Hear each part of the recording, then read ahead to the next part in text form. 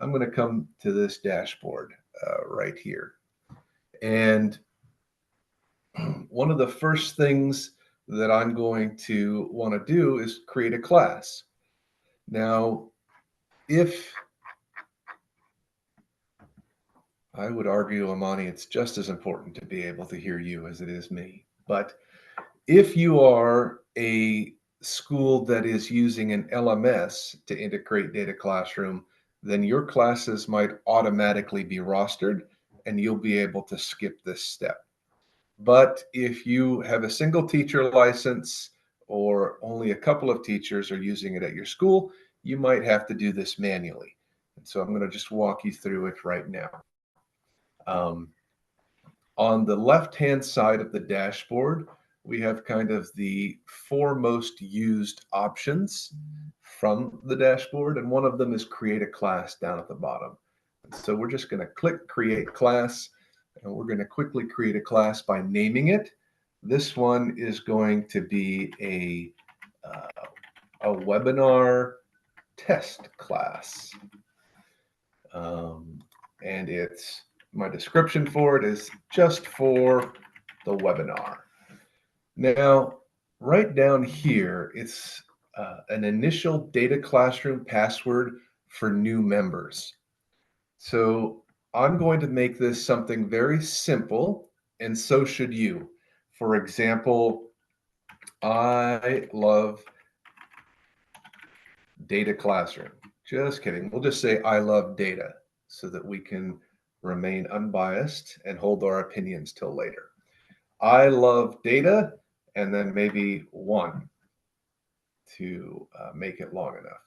Now, this password is going to be used by your students when they log into DataClassroom for the first time. The reason that we do it this way is because some schools and districts don't allow students to receive any outside emails.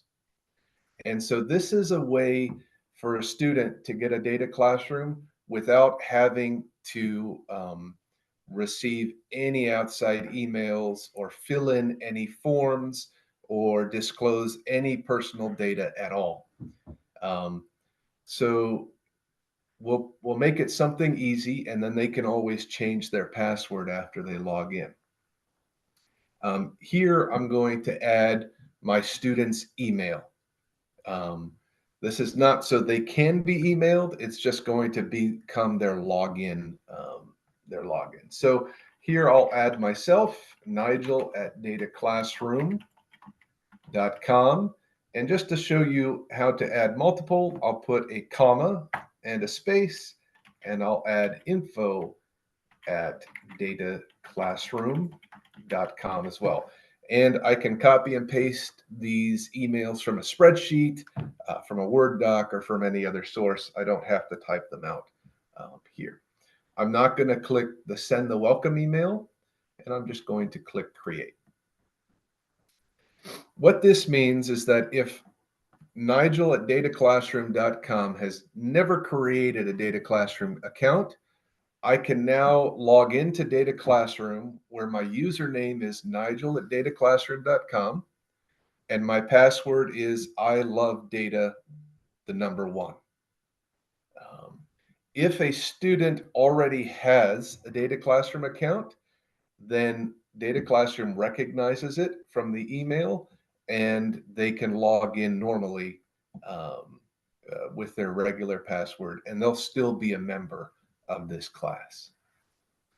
Now we'll go just to view my classes here, and we'll see that in this screen, the classes that I've created are displayed. Webinar test class is the second class here. It shows me as the owner because I created it. It shows when I created it. It shows that I have 2 members and that I updated it 45 seconds ago. You will need to enter student emails, Amani. I don't think student names are enough. But yes, they can be copied from a roster on a CSV file. It's a good question. Also from this screen, I can look at the members. You can see that right now there are only two members. I can manage the class. Here I can add new members to the class without creating a new class. I can also delete the class here, and I can tag it as a current class if I so desire. And that is all that it takes to create a class. The class will remain with you for as long as you don't delete it. And that is true for rostered classes as well that are created via your LMS. Once I have created a class and I have added students to my class, the next thing that I probably would like to do is to assign a data set to that class. And that data set could be one from the resource library, which is the example we'll use today, or you can import your own data or a data set that you found interesting and share that. And we'll go over that just a little bit later. So I'm back at the dashboard now, and I'm entering the resource library. For those who are not familiar with the resource library, there are a few ways to search it. The first is via subject, such as biology, chemistry, math, or physics. Concept, these are statistical concepts that you might find in the data sets that you might like to look. Grade level, and then you can search via any text or words that are found. One slight warning with the grade level is that the grade levels are based on the statistical tests that are recommended or included in the data set assignment, but it is very easy to delete those requirements out of the assignment or to just explore the data set without running those statistical assignments. I say that just because eliminating a data set because it recommends an advanced statistical analysis might otherwise exclude a very fun data set for you and your students. So just something to keep in mind. Before we search for our first data set and share it with our class, are there any questions?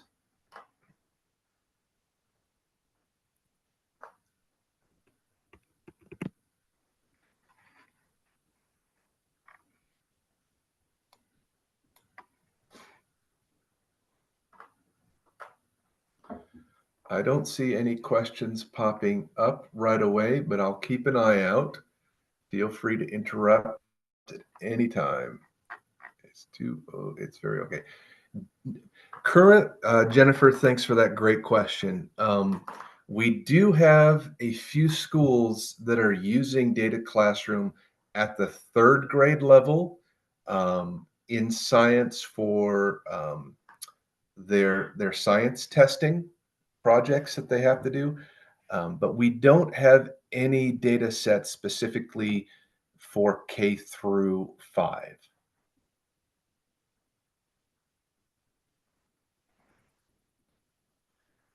I spent some time this year looking over some of the Greenleaf or activities involved in K through 5, and I think that we've found some great strategies and synergies with DataClassroom, but we haven't created any of that content yet. CR, Imani, stands for Classroom Ready. Good question. You'll also see some other symbols down there, and you can look at what those symbols mean by clicking on this I for information here at the resource library. So let's find our first data set and go over it. So I'm thinking, let's do struck gold. So I'll type in struck. We'll see that struck gold comes up. And as a teacher, because we're role playing a teacher here, I have two options: open lesson plan, which is right here, and open data set. A student will not have the open lesson plan option. They'll only have the option to open data set. You'll see we have our classroom ready icon here. This lesson also includes a full tutorial, which I'll share with you. We're going to open this data set though. Our initial screen will remind you a little bit of Sheets or Excel or other data programs. Across the top, we can see we have our table, our graph window, and our attachments. As a teacher, as I'm searching for different data sets, I might be looking at the lesson plan first to see if it fits. I might be looking to make sure there's enough variables for my lesson, or there are fewer variables for my lesson, as is in this one. I might be running some graphs just to see what type of graphs are supported with this lesson. But I'll also want to check out what the assignment is. And I can do that by hovering over the assignment tab and clicking on the assignment. Every one of the classroom ready data sets has an assignment that follows a very similar layout. We'll have a background of the data set, where it comes from, how it was collected, who it was collected by, why it was collected, a description of the variables that are contained in that data set so that we know what each of the variables are, what they're measuring, and then an activity. The activity is designed to help students visually and statistically explore the data set that's attached to the assignment. There'll be questions that only graphs or statistics will be able to answer, and they'll kind of see the story of the data set come to life as they go through it. These assignments are simply embedded Google Docs. Well, what that means is that you can change them in any way you like. So before you share a data set with your students, you can make any of the necessary adjustments that you'd like to do. So the very first way to do that is by saving a copy. So we're going to call struck gold density, and this is a webinar assignment. And we're going to save that. So now I've saved this copy. It is my own, and I can make any changes that I like. I'm going to do that by clicking Edit, following the prompts, and now waiting for the copying to take place and for the document to open up.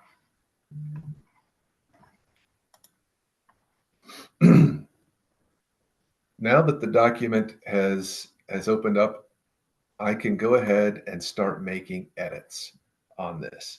So really quickly, I'd like to put in, all right, this is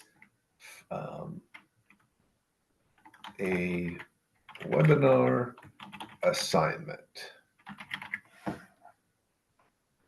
And I'll go back over to our assignment tab, and I'll hit reload, and we'll see that now the assignment in the assignment tab has updated to a webinar assignment here. So any changes that I make in this Google Doc will be reflected now in that data set. And this enables teachers to customize the assignment, to add brand new assignments, to add videos or whatever they like. And it will now be saved in their data set that they have created. Once that data set looks exactly as you would like it for your students, then it's time to share. But before we do, let me just take any questions that you might have up to this point.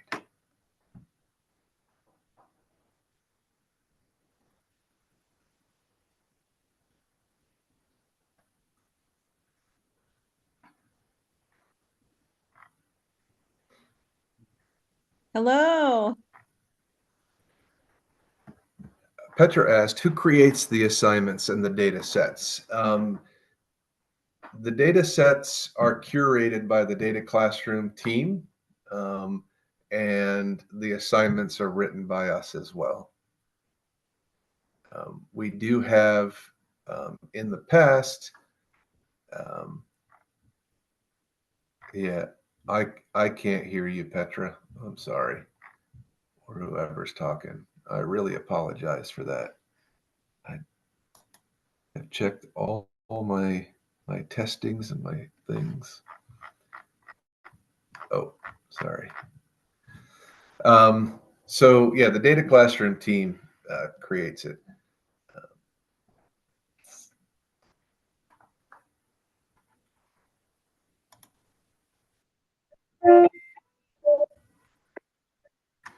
Yeah, I don't know why I'm not able to hear anybody. Really apologize for that. One kind of feature to keep in mind is that when you do share a data set, it takes a snapshot of the state that it was in when you share it.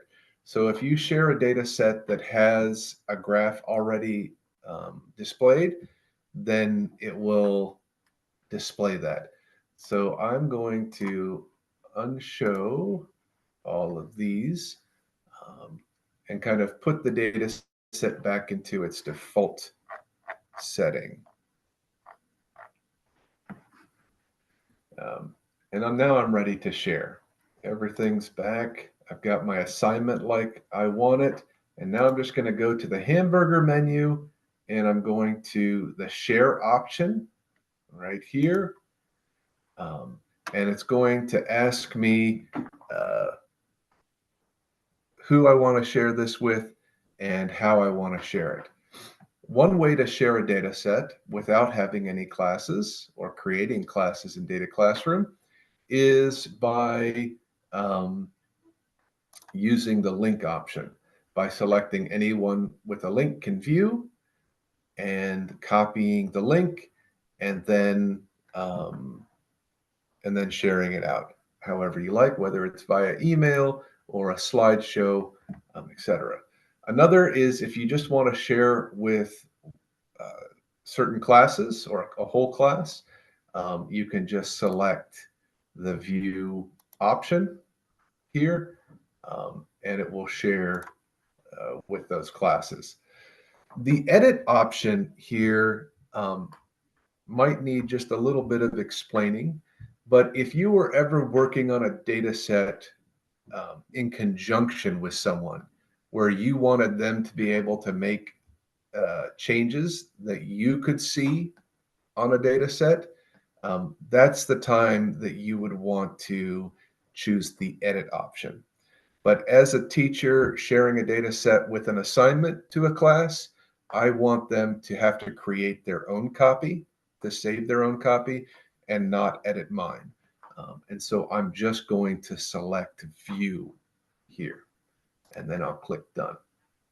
Now that we've shared that, I'm going to go back to our dashboard. I'm going to look at my classes.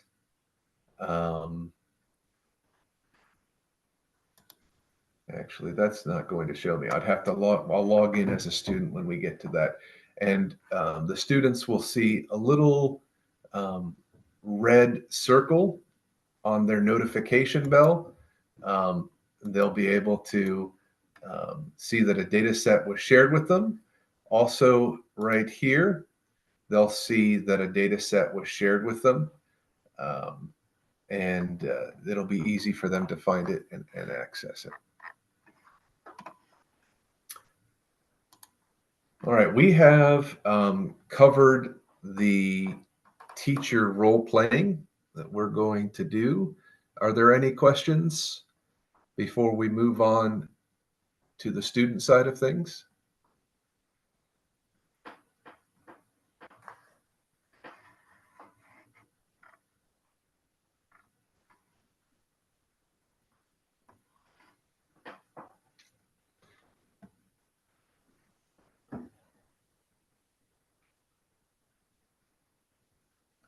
No worries at all. So on the student side, take this, oops, file.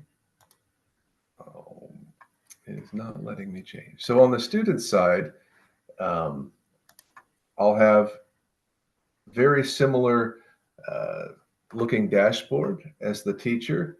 I'm going to quickly clear out my filter here so that our resource library bar is filled out with nice pictures, except that I will see a recently shared data set with me, which I will be able to click. I will then have to save a copy. I'll be able to look at the assignment that my teacher wants me to complete.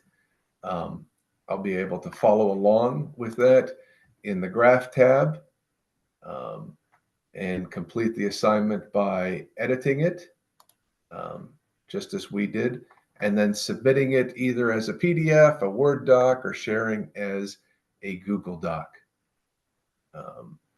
The only thing that I sometimes get questions on is when a student already has an account but is trying to log in again using the class password. Once again, if a student already has an account, they're going to use the password that they first created that account with, or change the password to, and not the new class password.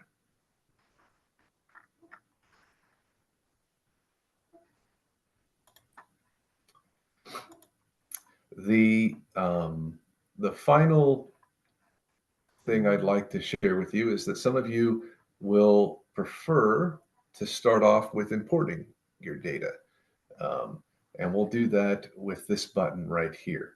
But before we import data, let's take a look at what some of the formatting things we should look for. Now, when we collect data, oftentimes it'll look something like this. So we'll be doing some experiments with flies, some at high temperature, some at room temperature. We'll be measuring how high they climb, whether they test positive or negative, and what type of drug treatment they have. Now, this makes a lot of sense when we're collecting data, but unfortunately, a statistical program won't be able to read it in its current format. We'll have to change it to what's called tidy data.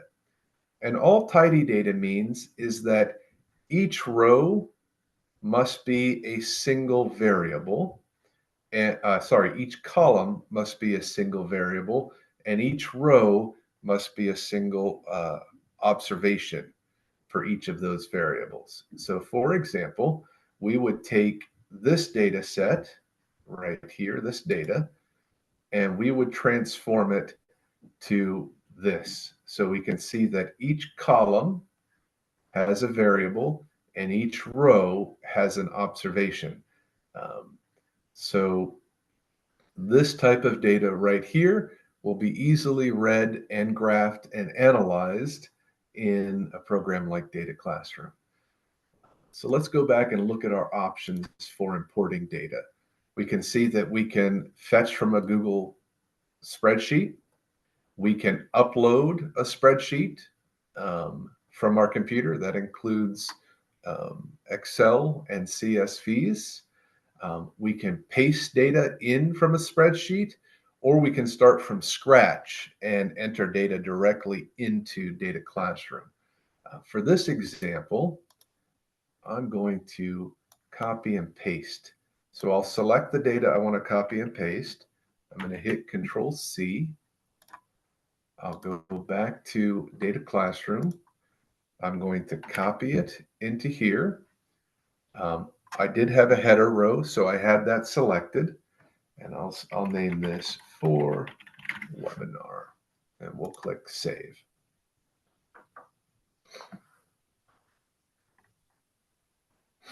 And unfortunately for me, nothing came over. We will try one more time here. And let's go back to our dashboard. We'll import data. And we'll save. Yes. And it is not. Oh, that is embarrassing. Well, let us try to fetch a data set.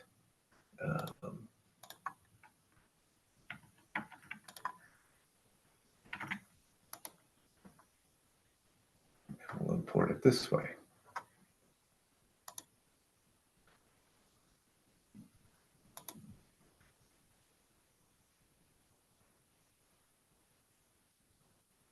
Select the tab that I would like, click Done and OK, and we have our data that way. In my follow-up email with the recording and materials, I will make sure to address what happened there. You'll notice that we have to now, we've completed and got a check mark for data import, but we now have to prepare it before it's ready for graphing by selecting the type of variables in each column. And we can do that by simply clicking and then choosing the type of data it is.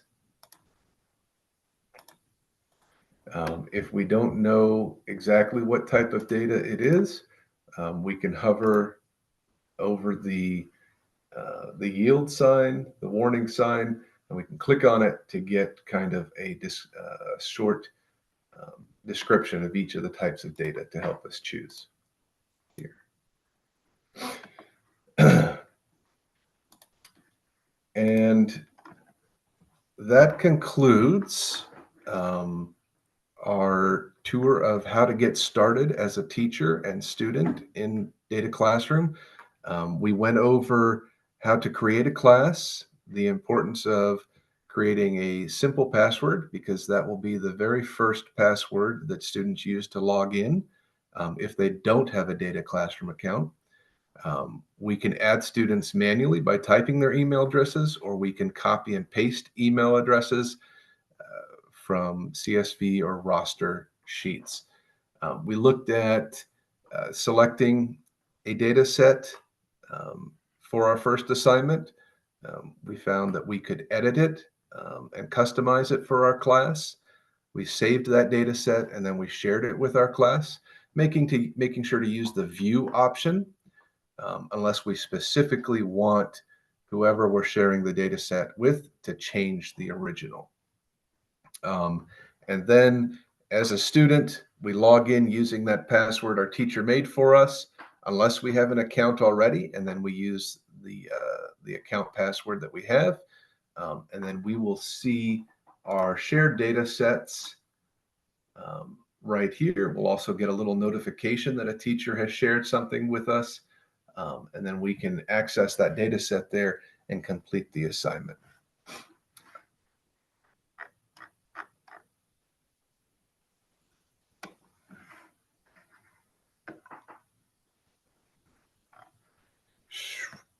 Yes.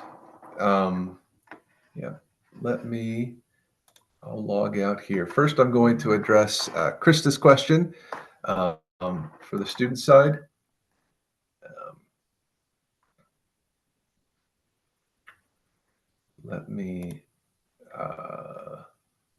It's going to log me in automatically, isn't it? All right, let me log out.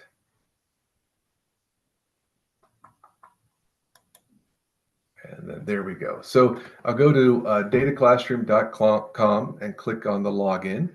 I'll enter my email address, and I will enter the email address of not the email address, the password that my teacher used to create the class, and then I will log in.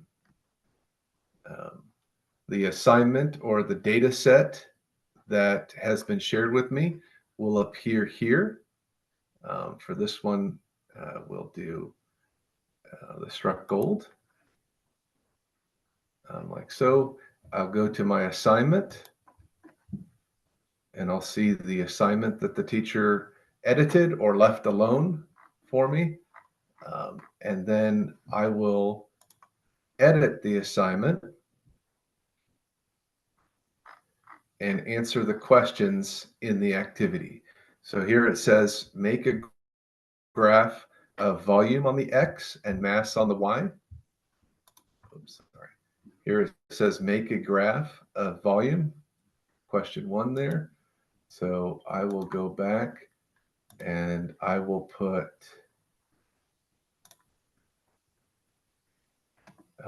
mass on Y and volume on X. I will copy that graph that I've made. Click done.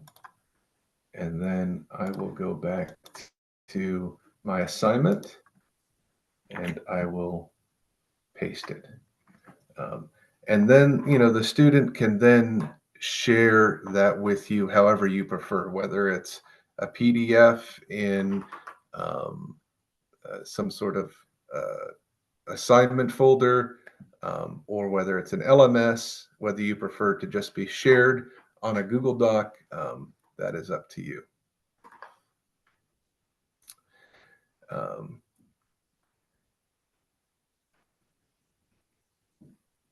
Hopefully, Krista and Petra, that answered your questions. Imani, how easy is it to recover a student's access if they forget their password? It's as easy as selecting forgot password.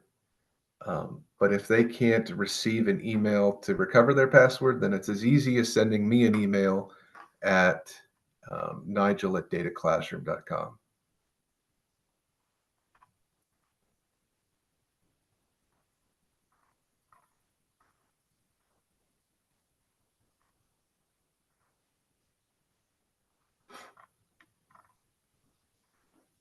Suzanne, yes, I will share the recording to everybody who signed up for the webinar. It usually takes me a couple days just to edit the recording and put it up on the website.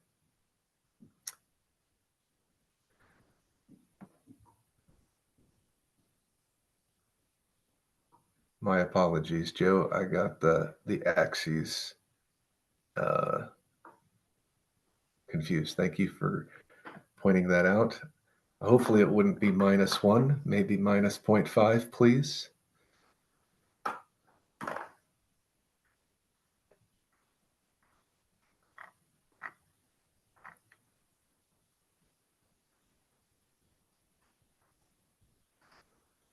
Yes, as far as the teacher account, yes, that is unfortunately what I am stuck in tonight.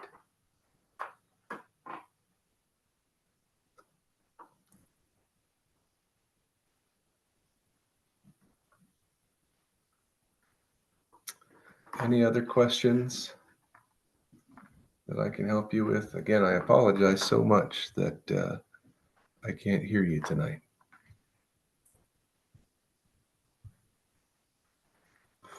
That is a first for me.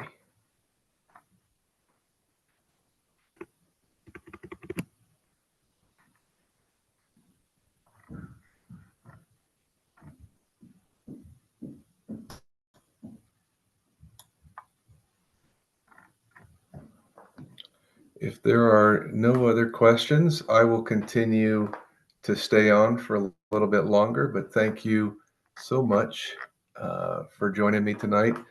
Um, and thank you so much for showing an interest in Data Classroom. I wish you all the best for this year. I know that you will leave a lasting impression on your students, and I thank you for all that you're doing